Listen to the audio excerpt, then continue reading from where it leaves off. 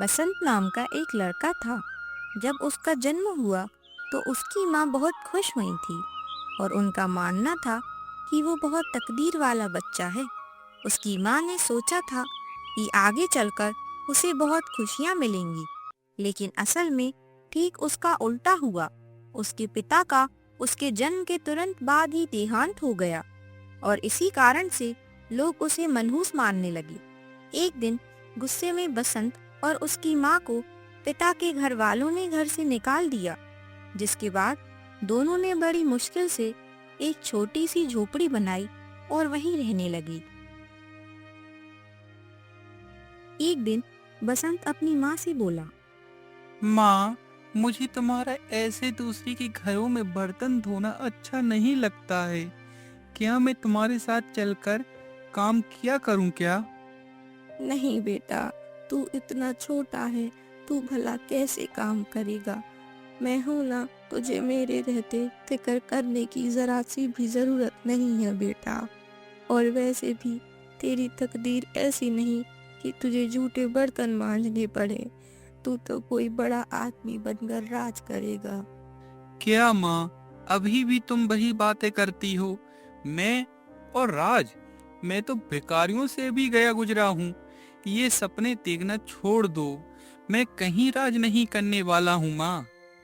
एक माँ का दिल कभी गलत नहीं कहता बेटा। देखना, एक दिन तेरी तकदीर जरूर पलटेगी। इतना कहकर बसंत की माँ ने उसे गले से लगा लिया। इतनी सारी मुसीबतों के बीच भी बसंत को अपनी माँ का सहारा था। लेकिन एक दिन अचानक से बसंत की माँ की तबीयत बिगड़ने लगती है। माँ, क्या हो गया तुम्हें? तुम ना तो कुछ खाती हो, ना तुम्हारा बुखार उतरता है। ऐसे कैसे काम चलेगा माँ? कहीं तुम भी तो मुझे छोड़कर नहीं चली जाओगी ना, पिताजी की तरह? नहीं बेटा, मैं कहीं नहीं जाऊंगी। मैं हमेशा तुम्हारे आसपास ही रहूंगी।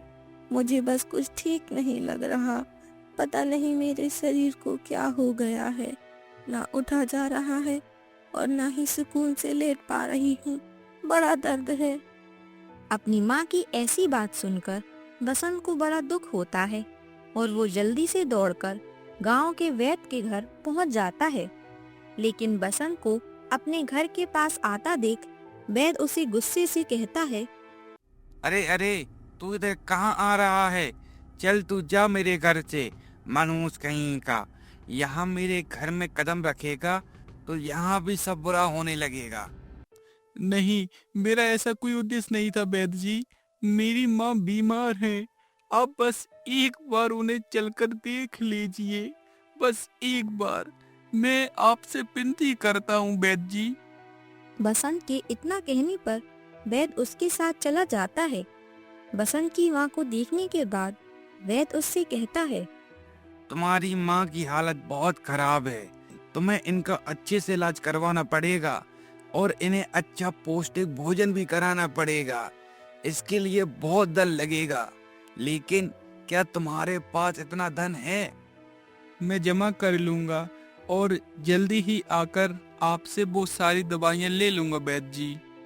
ये सुनकर वैद्य वहाँ से चला जाता है और बसंत चिंता में पड़ जाता है।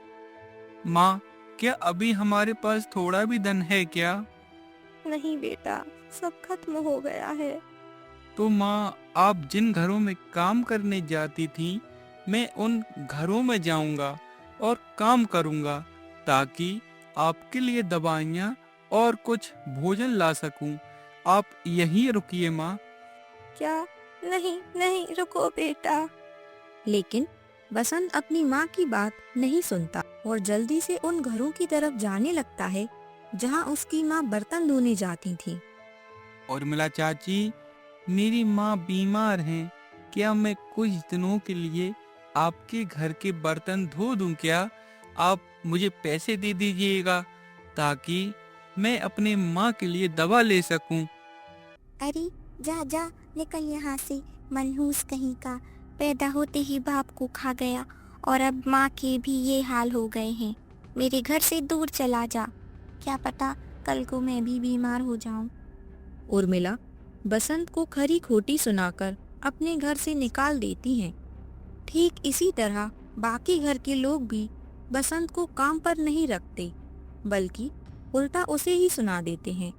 अपनी किस्मत को कोसते हुए बसंत ये समझ गया था कि उसे इस गांव में कोई भी काम नहीं देगा। शायद यहाँ मुझे कोई काम नहीं देगा।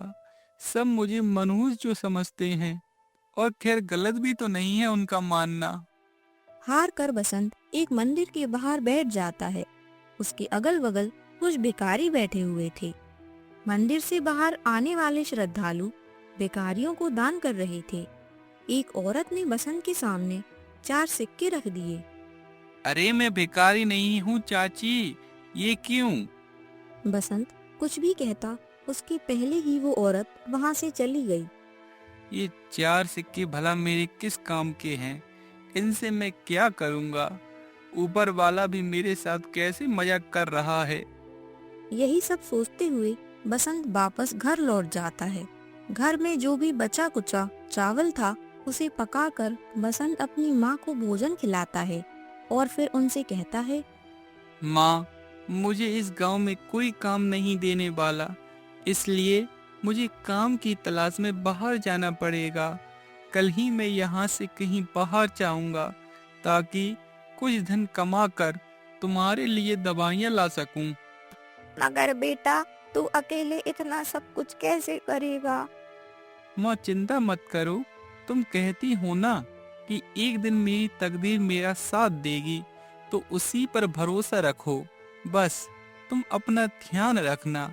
मैं 2 दिन में जरूर तुम्हारी दवाइयों के साथ लौटूंगा माँ, और मैं पड़ोसी मीनत चाची को तुम्हारा ध्यान रखने के लिए बोल दूंगा।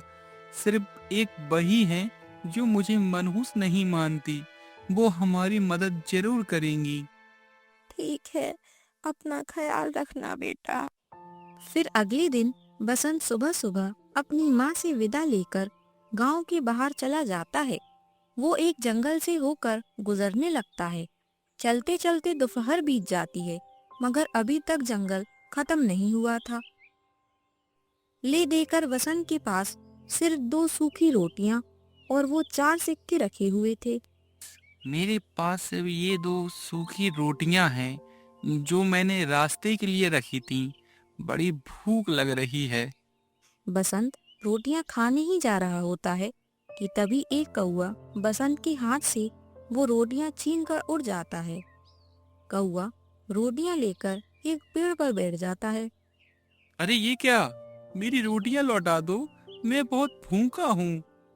ओह, मगर मैं भी बहुत भूखा हूँ, और मैंने तुमसे रोटी छीनने का परिश्रम भी तो किया है ना दोस्त, तो माफ करना, पर इस रोटी पर मेरा हक तुमसे ज्यादा है। इतना कहकर वो कौवा बसंत की दोनों रोटियां खा लेता है। ओफो, तुमने तो मेरी रोटियां खा ली। चलो कोई बात नहीं, शायद वो तुम्हारी ही भाग की रही होगी। अब मैं आगे चलकर कुछ और खाने का इंतजाम कर लूंगा। वाह, तुम तो बहुत समझदार हो। बसंत कौवे की रोटी ले जाने पर भी दुखी नहीं होता और न ही उसे कोसता है। वो चुपचाप अपने रास्ते पर आगे बढ़ जाता है। लेकिन बसंत के आगे जाते ही वो कौवा एक साधु में बदल जाता है। ये क्या? मैं आजाद हो गया? मैं आजाद कैसे हो गया? ये तो बड़ी ही अजीब बात है। मुझे तो श्राप मिला था, और ये श्राप तभी टूटता अगर मैं किसी बहुत भले आदमी के हाथ की रोटी खाता। लेकिन उस आदमी से तो मैंने रोटी छीनी थी। अवश्य वो कोई अच्छा आदमी था जिसने मेरी रोटी छीनने का भी क्रोध नहीं किया और मुस्कुराकर आगे बढ़ गया। इस बात का फल उसे जरूर मिलेगा। मैं देख सकता हूँ उसके पास 4 सिक्के हैं। ये 4 सिक्के ही उसकी तकदीर को पलटेंगे। ये कहकर वो साधु मुस्कुराते हुए दूसरी ओर चले जाते हैं। उधर बसंत भूखा प्यासा आगे बढ़ रहा था। जंगल में भटकते भटकते उसे एक बड़ी सी गुफा दिखाई दी, जिसके अंदर से डरावनी आवाजें आ रही थी। शायद इस गुफा के अंदर कोई खतरनाक जानवर है। मुझे जल्दी से आगे बढ़ना चाहिए यहाँ से। ये सोचकर बसंत जल्दी से आगे बढ़ जाता है। चलते चलते वो जंगल से बाहर निकल आता है और तभी उसे एक बूढ़ी औरत की छोटी सी कुटिया दिखाई दी, जहाँ वो औरत मसाले पीस रही थी। बसंत बुढ़िया के पास जाता है और उनसे कहता है, माँ जी, क्या आपके पास खाने के लिए कुछ है? बदले में आप मुझसे ये 1 रुपया ले लो। बूढ़ी औरत 1 रुपए का सिक्का देखकर मुस्कुरा देती है और बसंत से कहती है, ठीक है, आओ यहाँ बैठ जाओ। इस 1 रुपए से मैं तुम्हें पेट भर कर भोजन कराऊंगी। बसंत बूढ़ी औरत की बात सुनकर बहुत खुश हो जाता है और वहीं एक पेड़ के नीचे बैठ जाता है। थोड़ी ही देर में बुढ़िया अपनी झोपड़ी से बाहर निकल कर आती है। उसके हाथ में खाने की एक थाली थी। ये लो बेटा, ये भोजन कर लो। शुक्रिया माँ जी, ये लीजिए आपका 1 रुपए का सिक्का। बूढ़ी औरत खुशी खुशी वो सिक्का ले लेती है और बदले में बसंत पेट भर के भोजन करता है। उसे वो भोजन बहुत स्वादिष्ट भी लगता है। भोजन करने के बाद वो सोचता है, ये किसी चमत्कार से कम नहीं कि मुझे सिर्फ 1 रुपए में इतना भोजन मिल गया। शायद मेरी तकदीर इतनी भी बुरी नहीं है। अब तो मुझे लगता है कि मेरे साथ आगे भी अच्छा ही होगा। माँ का कहा आखिरकार सच हो रहा है। ये सोचकर बसंत आगे बढ़ जाता है। अब जंगल का रास्ता खत्म हो ही चुका था। बसंत को कुछ लोग नजर आने लगे थे। लगता है मैं किसी दूसरे गांव में पहुंच गया हूँ। शायद मुझे यहाँ कुछ काम मिल जाए और मैं अपनी माँ का इलाज करवा सकूं। लेकिन तभी बसंत देखता है कि 2 पति पत्नी एक कछुए के बच्चे को पकड़कर रो रहे थे। वो दोनों अच्छे घर के लग रहे थे, मगर बसंत को ये बात समझ नहीं आ रही थी कि उन्होंने एक कछुए के बच्चे को क्यों पकड़े हुए रखा है। क्या बात है, आप दोनों ऐसे कछुए के बच्चे को पकड़कर क्यों रो रहे हैं? इससे आपका क्या लेना देना है? ये किसी कछुए का बच्चा नहीं है, बल्कि हमारा बेटा है। हाँ, सही कहा मेरी पत्नी ने। ये हमारा ही बेटा है जो अब ऐसा हो गया है। बसंत उन दोनों की बात सुनकर चौंक जाता है। क्या? भला ऐसा कैसे मुमकिन है? ये तो एक कछुए का बच्चा है। भला इंसान कछुए के बच्चे को जन्म कैसे दे सकता है? ये भी पहले इंसान के बच्चे जैसा ही था, मगर फिर क्या हो गया इसे? असल में मैं इस गांव का सरपंच हूँ और ये मेरी पत्नी है। हम दोनों ने इस गांव के लोगों पर बड़े ही जुल्म ढाए हैं। हमने कभी किसी की मदद नहीं की और सिर्फ उनकी जरूरतों का फायदा ही उठाया है। ये तो बड़ा गलत किया आपने। ओह, तो इसलिए आपके बेटे के साथ ऐसा हुआ है? हाँ, हमारी वजह से न जाने गांव के कितने लोग भूखे रह गए। इसी तरह से एक दिन एक साधु अपने छोटे बेटे के साथ हमारे घर भिक्षा मांगने आए। अपने घमंड के चलते हमने उनको भी घर से भगा दिया और उनसे बदतमीजी से बात की। हमारे एक सेवक ने उनके बच्चे को धक्का दे दिया, जिस वजह से उसे सर पर चोट आ गई। इस बात से साधु महाराज बहुत गुस्सा हो गए। उन्होंने हमारे छोटे से बेटे को श्राप दे दिया कि वो एक कछुए के बच्चे में बदल जाएगा, और ठीक ऐसा ही हुआ। क्या? ये तो बड़ी दुखद बात है। सच कहते हैं लोग कि माँ बाप के कर्मों का फल उनके बच्चों को ही भुगतना पड़ता है। मगर क्या आपके बेटे को ठीक करने का कोई इलाज नहीं है? इलाज है। उस साधु ने कहा कि जब हम दोनों इस गांव के लोगों से भीख मांगेंगे और कोई हमारी मदद करके हमें 1 रुपए का सिक्का देगा, तो उस सिक्के को अपने बच्चे के माथे पर लगाने से ये ठीक हो जाएगा। क्या? फिर तो ये बड़ा आसान है। अब तक तो आपको 1 रुपये का सिक्का मिल जाना चाहिए था ना। हमें भी लगता था कि ये आसान होगा, मगर हमने गांव वालों के साथ हमेशा बुरा बर्ताव किया। इस वजह से उनमें से एक भी हमें सिक्का देने को तैयार नहीं है। हम सुबह से लोगों के सामने भीख मांग रहे हैं, मगर कोई भी हमारी मदद नहीं कर रहा है।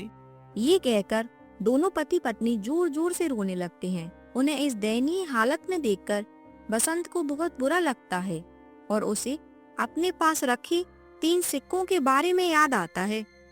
लगता है आप दोनों को अपनी गलती का एहसास हो चुका है, इसलिए आप चिंता मत करिए, मैं आपकी मदद करूंगा। बसंत अपनी जेब से एक सिक्का निकाल लेता है और उस दंपत्ति की ओर बढ़ा देता है। ये लीजिए, मैं आपको ये 1 रुपए का सिक्का देता हूँ। आप अपने बेटे को फिर से पहले जैसा कर लीजिए। बसंत जब दोनों पति पत्नी को वो सिक्का देता है तो वो लोग बहुत खुश हो जाते हैं और बसंत को धन्यवाद देने में लग जाते हैं। आपका बहुत बहुत शुक्रिया। हम आपका यह एहसान कभी नहीं भूलेंगे। पहली बार मिलने पर भी आपने हमारी इतनी बड़ी सहायता की। आप बहुत महान हैं। पत्नी जल्दी से वो सिक्का लेकर कछुए के माथे पर लगा देती है और ऐसा करते ही उसका बच्चा वापस से इंसानी बच्चे में बदल जाता है। दोनों पति पत्नी अपने बच्चे को गले से लगा लेते हैं और उसे खूब प्यार करने लगते हैं। ये देखकर बसंत को भी अपनी माँ की याद आ जाती है। अब मुझे चलना चाहिए। मुझे भी जल्दी से अपनी माँ के पास वापस जाना है। वो बहुत बीमार हैं और मैं काम ढूंढने निकला हूँ। रुको, तुम एक नेक इंसान हो। तुमने हमारी मदद की। इस वक्त मेरे पास और कुछ तो नहीं, मगर तुम उस सिक्के के बदले में मोतियों का ये माला ले लो। क्या पता ये आगे तुम्हारे किसी काम आ जाए। बसंत वो मोतियों का माला ले लेता है और आगे बढ़ जाता है। पता नहीं इस मोतियों की माला का मैं क्या करूँगा, और मेरे पास अभी 2 सिक्के भी बचे हुए हैं। चलते चलते बसंत एक बड़े से मैदान के पास पहुंच जाता है। वो देखता है कि वहाँ कुछ छोटे बच्चे खेल रहे थे। कुछ दूर पर एक छोटी सी बच्ची एक बूढ़ी औरत के साथ खड़ी थी और रोए जा रही थी। बसंत उसके पास जाता है और उस बच्ची से पूछता है, क्या बात है बेटा, तुम रो क्यों रही हो? वो मुझे एक सिक्का चाहिए। मुझे कुछ खरीदना है, मगर दादी माँ मुझे वो दिला ही नहीं रही। अच्छा, तो ऐसी बात है क्या? मैं क्या करूं बेटा, मेरे पास तुम्हें देने के लिए 1 रुपए का सिक्का है ही नहीं, और अभी हमें दूसरे गांव जाना है। तुम ऐसे रोती रहोगी तो हमें पहुंचने में कितनी देर हो जाएगी। कोई बात नहीं बेटा, तुम मुझसे 1 रुपए ले लो और तुम्हें जो भी खरीदना है खरीद लो। बसंत उस छोटी सी बच्ची को 1 रुपए पकड़ा देता है और सिक्का पाकर बच्ची बहुत खुश हो जाती है। वो जल्दी से अपनी दादी का हाथ छुड़ाकर दूसरी तरफ भागने लगती है। बसंत और बूढ़ी औरत भी बच्ची के पीछे पीछे जाते हैं। ये कहाँ जा रही है? वही लेने जा रही है जिसके लिए वो रो रही थी। बसंत देखता है कि बच्ची एक आदमी के पास जाती है जो सड़क के किनारे बैठकर मिट्टी के छोटे छोटे बर्तन बेच रहा था। दादा, मुझे ये मिट्टी के बर्तन चाहिए। ये लो 1 रुपया। वो आदमी 1 रुपया ले लेता है और बच्ची को बर्तन दे देता है जिसमें कटोरी, चम्मच और थाली थे। मिट्टी के बर्तन पाकर बच्ची बहुत खुश हो जाती है। उसे इस तरह खुश देखकर बसंत को भी बहुत प्रसन्नता होती है। वाह, ये बर्तन तो बहुत अच्छा है। तुम इसमें खूब सारा अच्छा अच्छा खाना पकाना बेटा। अच्छा, अब मैं चलता हूँ, मुझे अभी बहुत आगे जाना है। रुकिए भैया, आप मेरी तरफ से ये मिट्टी की कटोरी ले लीजिए उस 1 रुपए के बदले में। ये जरूर आपके काम आएगी। जब बच्ची इतने प्यार से बसंत की तरफ वो कटोरी बढ़ाती है तो बसंत उसे ले लेता है। अब बसंत मिट्टी की कटोरी, मोतियों की माला और अपना एक बचा हुआ सिक्का लेकर आगे चलने लगता है। चलते चलते उसे बड़ी ही प्यास लगती है। वो देखता है कि पास में एक नदी थी। जब बसंत नदी के पास पहुंच जाता है तो देखता है कि एक सिपाही बैठकर नदी का पानी पी रहा था। लगता है तुम भी सफर में बड़ा थक गए हो और प्यासे हो। आओ, ये पानी पी लो। जी, आपका शुक्रिया। बसंत नदी से पानी पीने लगता है। तभी वो देखता है कि सिपाही को शरीर में कोई जगह घाव थे, वो जख्मी था। अरे ये क्या, आप इतनी बुरी तरह जख्मी कैसे हुए? क्या बताऊं दोस्त, हमारे राज्य में एक खूंखार राक्षस घुस आया है। उसने राज्य के लोगों को बहुत परेशान करके रखा है। महाराज और राजकुमारी भी इस बात से बहुत परेशान हैं। एक दिन राजकुमारी उस राक्षस को हराने के लिए उसे ढूंढने निकल पड़ी, लेकिन उस राक्षस ने राजकुमारी को अपने साथ अपनी गुफा में ही कैद कर लिया। तब से राज्य के सभी सिपाही उस गुफा को ढूंढने में लगे हुए हैं। मेरा तो उस राक्षस से सामना भी हुआ, मगर उसने मुझे घायल कर दिया। तभी बसंत को सिपाही की बात सुनकर याद आता है कि जब वो जंगल के रास्ते से लौट रहा था, तब उसे जंगल में एक गुफा दिखाई दी थी। अरे हाँ, जिस रास्ते से मैं आया वहाँ पर एक गुफा थी और उसके अंदर से डरावनी आवाजें भी आ रही थीं। शायद राक्षस की गुफा वही होगी और वहीं पर राजकुमारी भी कैद हो। ये सुनकर सिपाही चौंक जाता है। क्या क्या वाकई में? तब तो तुम अभी मुझे लेकर उस गुफा की तरफ चलो दोस्त। क्या? मगर अभी तो आप जख्मी हैं और हम अकेले उस राक्षस को हरा नहीं पाएंगे। हमें पहले राज्य में जाना चाहिए और ऐसे हथियार लेने चाहिए जिनकी मदद से हम उस राक्षस से लड़ सकें। हाँ हाँ, तुम सही कहते हो। चलो हम पहले महल चलते हैं। फिर सिपाही बसंत को लेकर महल पहुंच जाते हैं। वहां जब महाराज सिपाही के साथ बसंत को देखते हैं, तब वो चौंकते हुए कहते हैं, सिपाही, ये कौन है? महाराज, ये बसंत है और ये कह रहा था कि ये जानता है राक्षस की वो गुफा कहाँ है। ये हमें वहाँ ले जा सकता है महाराज। क्या क्या सच में? फिर तो तुम जल्दी से मेरे साथ चलो। महाराज बसंत को अपने साथ अपने कक्ष में ले जाते हैं और कहते हैं, लाओ, मुझे वो 1 रुपए का सिक्का दो जो तुम्हारे पास मौजूद है। क्या?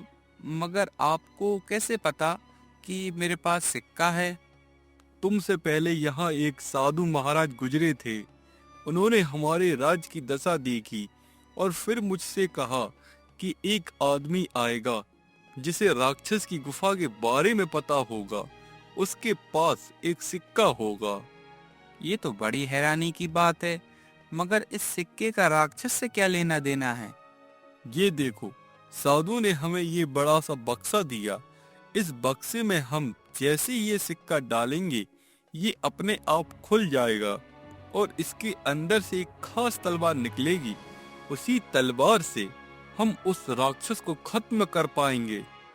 अच्छा ठीक है, फिर मैं इस छोटी सी जगह से सिक्का अंदर डाल देता हूँ। बसंत जैसे ही बक्से के अंदर सिक्का डालता है, वो बक्सा टूटकर खुल जाता है और उसके अंदर से एक चमकती हुई तलवार निकलती है। मैं अभी जाता हूँ और इस तलवार के सहारे उस राक्षस को हरा कर आता हूँ। मुझे पूरा विश्वास है कि अब वो नहीं बचेगा मुझसे। रुको वीर, तुम्हारे साथ मैं और कुछ सैनिक भी चलेंगे। उस राक्षस की गुफा में यूं अकेले जाना ठीक नहीं है। ठीक है महाराज, चलिए। फिर बसंत महाराज और कुछ सिपाहियों के साथ जंगल की उस गुफा के बाहर पहुंच जाते हैं। जैसे ही राक्षस को ये एहसास होता है कि उसकी गुफा के बाहर कोई मौजूद है, वो दहाड़ते हुए बाहर निकलकर आता है। कौन आया मेरी गुफा के बाहर? किसकी इतनी हिम्मत हुई? लगता है कि तुम लोगों को अपनी जान प्यारी नहीं है, जो यहाँ खुद मौत के मुंह में आ गए हो। बसंत राक्षस को देखकर डरता नहीं और हिम्मत से सवाल करता है, दुष्ट राक्षस, राजकुमारी कहाँ है? जल्दी से बताओ, वरना तुम्हारे लिए अच्छा ही होगा। हा हा हा हा हा हा। तू जरा सा लड़का मुझे धमकी दे रहा है। जा, नहीं बताता, जो करना है सो कर ले। बसंत अपनी तलवार लेकर राक्षस की तरफ बढ़ता है राक्षस भी गुस्से में आगे बढ़ता है और दोनों के बीच लड़ाई होने लगती है। बसंत की तलवार सीधा राक्षस के सीने में लगती है और जादुई तलवार की मदद से बसंत राक्षस को हरा देता है और उसे मार देता है। फिर वो सब गुफा के अंदर जाते हैं।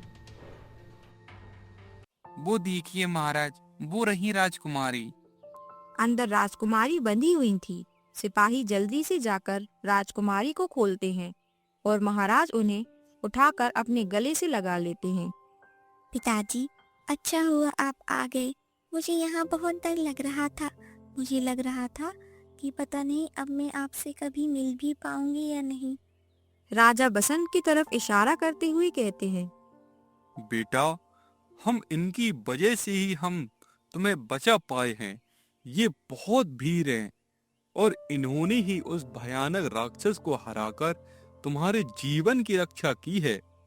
अरे नहीं नहीं महाराज, ये सब तो मेरी माँ के विश्वास का कमाल है। उन्हें यकीन था कि एक दिन मेरी तकदीर जरूर बदलेगी और आज ही वो दिन था। मैं आपकी बात समझ नहीं पाई, मगर मुझे आप पसंद आ गए हैं।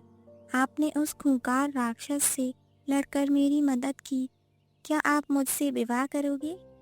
बसंत को भी राजकुमारी पहली नजर में ही बहुत अच्छी लगी थी, इसीलिए उनसे कहा, जी जरूर, आपसे विवाह करना तो मेरा सौभाग्य होगा, मगर पहले मुझे मेरी माँ के पास पहुँचना है।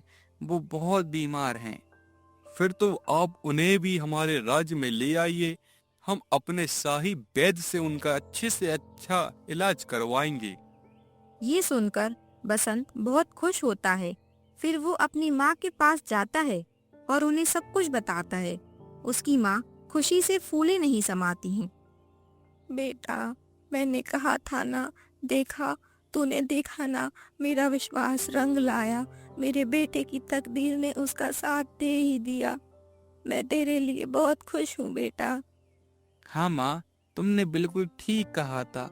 अब चलो, हमें इस झोपड़ी में अब और नहीं रहना पड़ेगा। हम अभी के अभी महल जा रहे हैं। हमें लेने शाही सवारी आई है। आज से मेरी तकदीर राजा की तकदीर है। बसंत की माँ बहुत खुश होती हैं और वो दोनों शाही सवारी पर बैठ जाते हैं और महल आ जाते हैं। सारे गांव के लोग ये दृश्य आश्चर्य से देख रहे थे। महल जाकर बसंत की माँ का अच्छा इलाज हो जाता है और वो एकदम स्वस्थ हो जाती हैं।